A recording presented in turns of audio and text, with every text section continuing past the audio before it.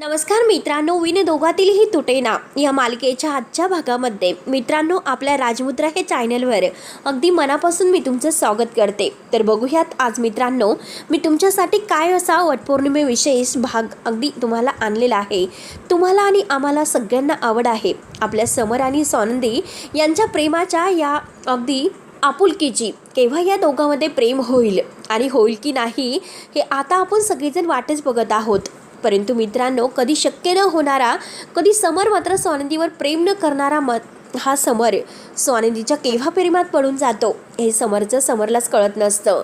तेव्हा मित्रांनो आता हे वटपौर्णिमेच्या दिवशी नक्की कोणता चमत्कार घडतो, नक्की स्वानंदीच्या आयुष्यामध्ये कधी न घडणारा चमत्कार आज घडलेला आहे आणि नक्की काय खास असा चमत्कार येथे घडलेला आहे ते आपण या व्हिडिओमध्ये सविस्तर बघणार आहोत.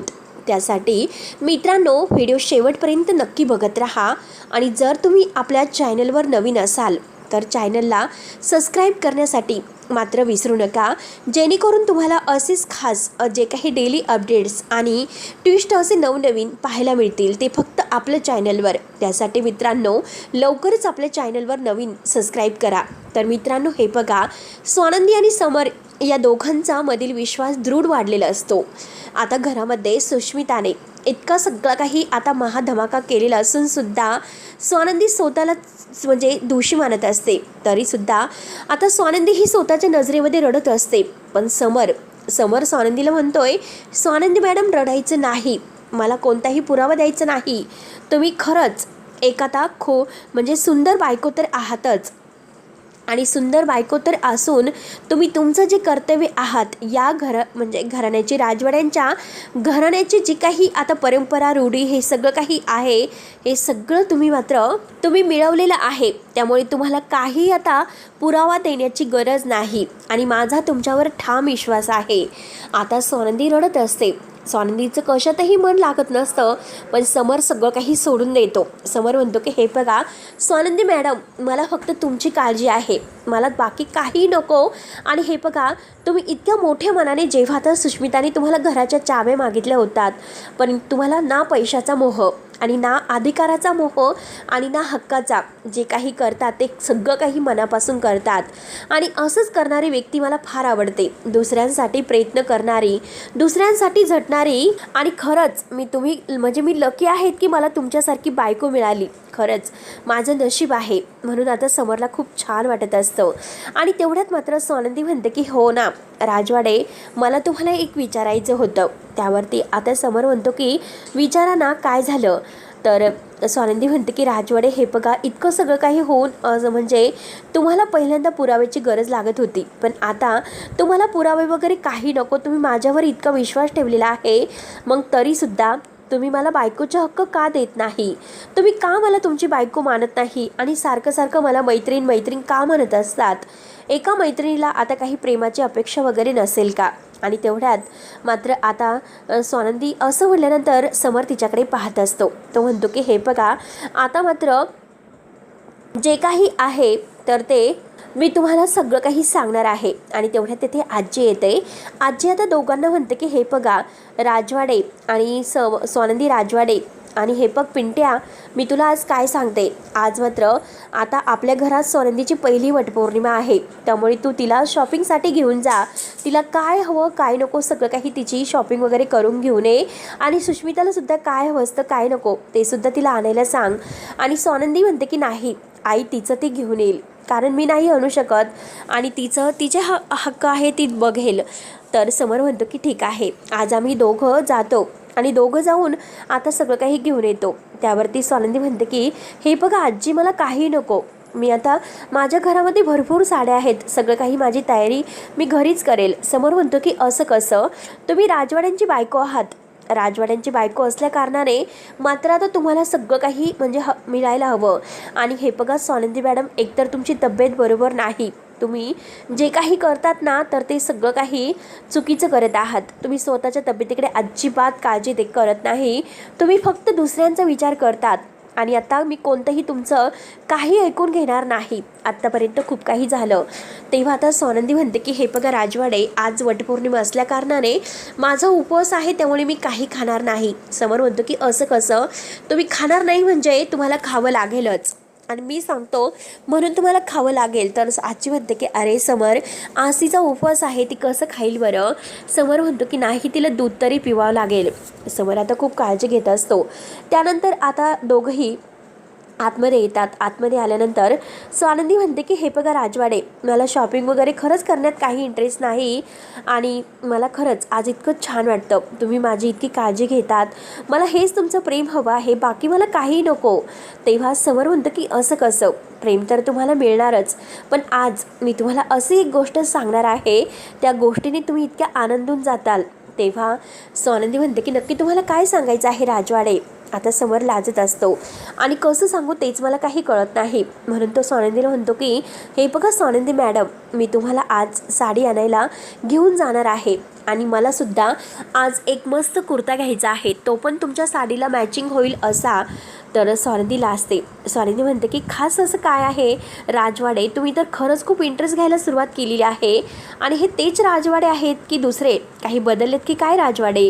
कारण जे तर फक्त एक लग्न आपल्या बहिणीसाठी केलेलं होतं आणि बहिणीचा संसार सुखाचा तर आपलं सगळं काही सुखाचं, असं बोलणारे राजवाडे कुठे गेलेत. समोर हसतो आणि म्हणतो की हे बघा स्वानंदी मॅडम, तो स्वानंदीचा हात हातामध्ये धरतो आणि म्हणतो की आय लव्ह यू.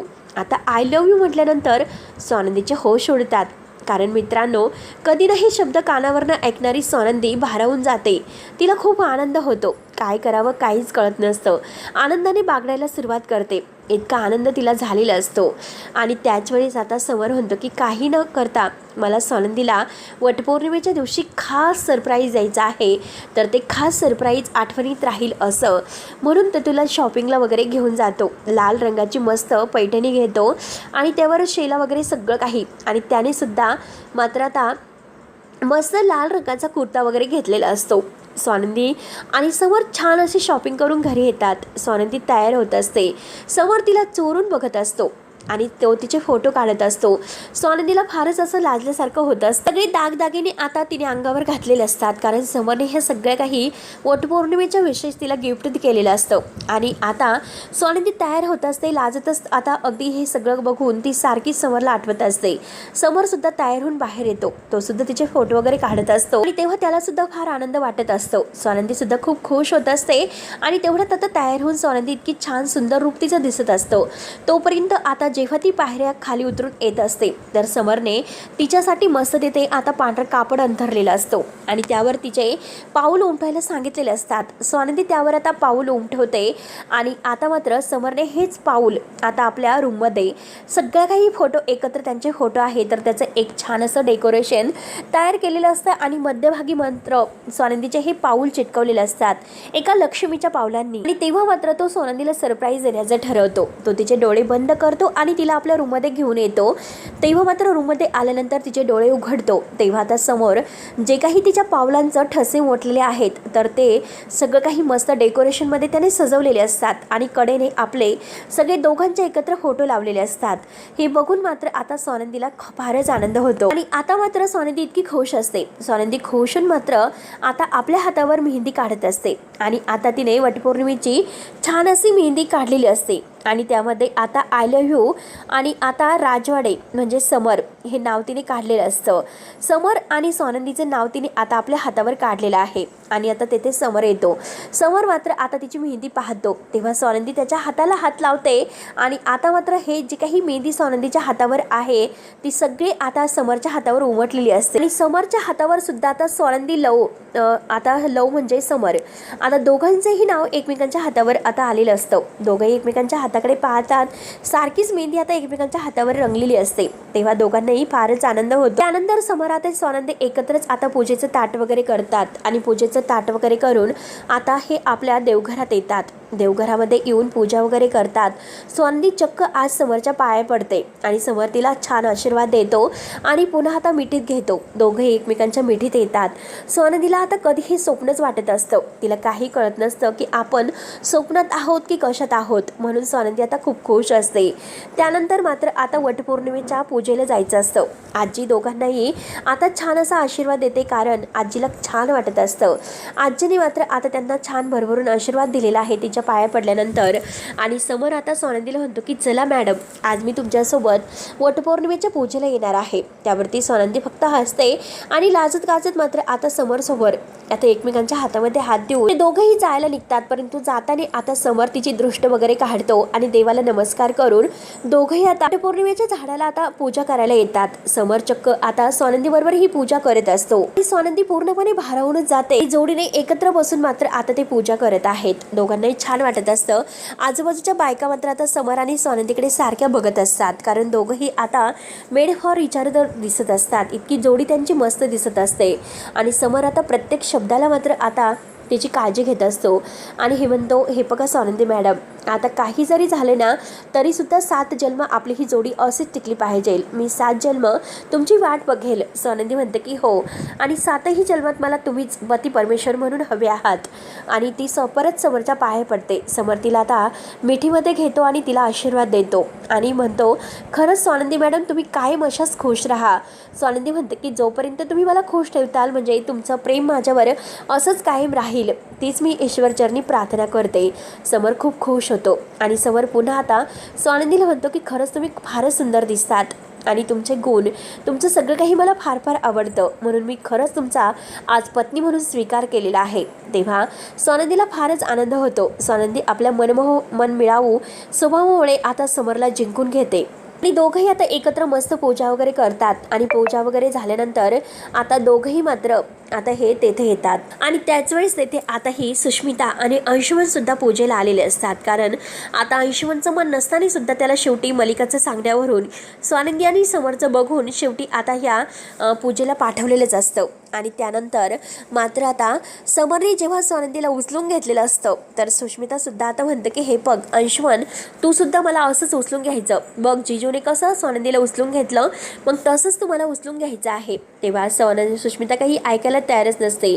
रागाने अंशुमन तिला उचलतो आणि तिला मात्र तेथे त्या वाट्यावर मात्र ठेवून देतो. आता रागानेच ठेवतो. त्याला आता इतका राग आलेला असतो, कारण त्याला असं वाटतं की केव्हा हिच्यापासून माझी सुटका होईल. सुष्मिता म्हणते की अरे अंशुमन, तू असं काय करतोस? तेव्हा अंशुमन म्हणतो की चल पटपट पूजा करून घे आणि लवकरात लवकर सगळं काही करून घे.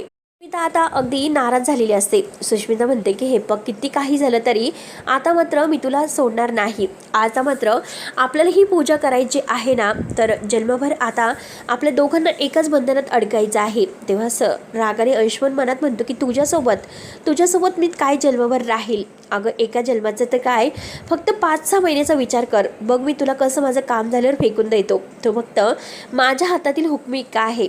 तेव्हा ह्या सुष्मिताला राग येतो. सुष्मिता म्हणते की काय बोललात अंशुमन?